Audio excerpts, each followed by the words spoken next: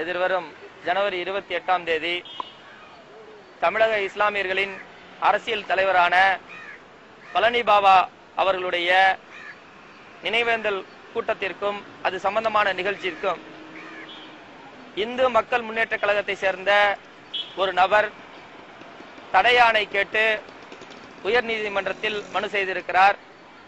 இந்த மனு 10 ஆண்டு காலமாக நடைபெறுகிற நிகழ்ச்சிக்கு எதிரானதாக கருத முடியாது. மாறாக ஏதாவது பிரச்சனைகளை ஏற்படுத்தும் விதமாகவே மதவாத சக்திகள் இந்த நிகழ்வை செய்திருக்கிறார்கள் என்று நினைக்கிறோம்.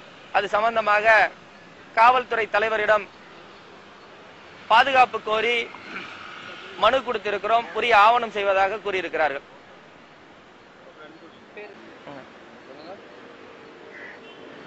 இந்த நிகழ்விற்கு உரிய பாதுகாப்பு வழங்குமாறு காவல்துறை தலைவரிடம் மனு கொடுத்திருக்கிறோம். உரிய ஆவணம் செய்வதாக கூறியிருக்கிறார்கள்.